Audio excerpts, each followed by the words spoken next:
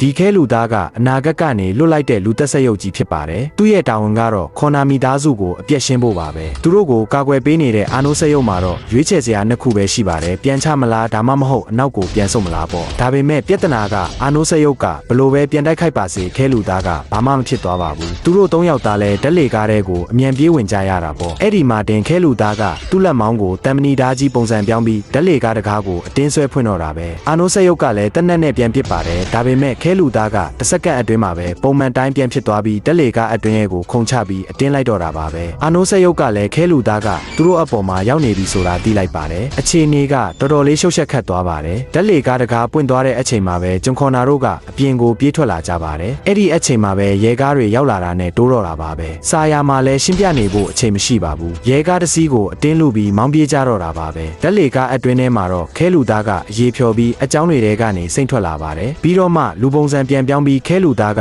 ကားနောက်ကိုမြင်လိုက်ပါတော့တယ်အာနိုးဆက်ရုပ်နဲ့စာယာကလည်းသူ့ကိုနှေးသွားအောင်နောက်ကနေတက်နက်နဲ့ပြန်ပစ်နေရပါတယ်ရိုးရိုးကြည်စံတွေကခဲလူသားပေါ်မှာအလုံးမဖြစ်ပါဘူးပြီးတော့ခဲလူသားကအနောက်ကနေမနားတမ်းလိုက်ပါတော့တယ်ကားကိုတောင်ထဲကနေအချိန်မီထွက်နိုင်ခဲ့ပေမဲ့ခဲလူသားကမယုံနိုင်လောက်အောင်အဝေးကြီးကိုခုန်ပြီးကားနောက်ကိုလက်နဲ့လမ်းဖက်လိုက်ပါတယ်ခြံစည်းရိုးတွေကိုတိုက်ထွက်ပြီးကားကိုဘလို့ပဲခါထုတ်ပါစေလုံးဝမပြုတ်ကျသွားပါဘူးခဏနေတော့ခဲလူသားကကားကောင်မိုးပေါ်ထိတက်လာပြီးသူ့ရဲ့တမ်မနီလက်မောင်းကြီးနဲ့ကားကိုထုခွဲပါတော့တယ်နောက်ဆုံးမှာတော့အာနိုးဆက်ရုပ်ကကားအပြင်ကိုထွက်ပြီးအနီးကပ်ပြန်ပစ်လိုက်မှခဲလူသားကကားပေါ်ကနေပြုတ်ကျကြံခဲ့ပါတယ်ဒါတောင်မပြီးသေးပါဘူးခဲလူသားကလမ်းမပေါ်မှာပြေးပြီးအတင်းလိုက်နေတော့မှပဲကားကအရှိန်ရသွားတော့မှသူတို့ထွက်ပြေးနိုင်ခဲ့တာပါဂျွန်ကလည်းသူ့စီကပြက်ကျန်ခဲ့တဲ့တမ်မနီအပိုင်းစလေးကိုလမ်းပေါ်လွင့်ပစ်လိုက်ပါတယ်သူတို့ခဲလူသားကိုခဏတာမျက်ခြေဖြတ်နိုင်ခဲ့ပေမဲ့ခဲလူသားကြီးကတော့မရက်သွားပါဘူးလမ်းမပေါ်ကိုစကန်ဖက်ပြီးသူ့ရဲ့ပြက်ထွက်သွားတဲ့အပိုင်းစတွေကိုပြန်စုနေတာပါတကယ်အမဲလိုက်ပွဲကတော့အခုမှစတာပါ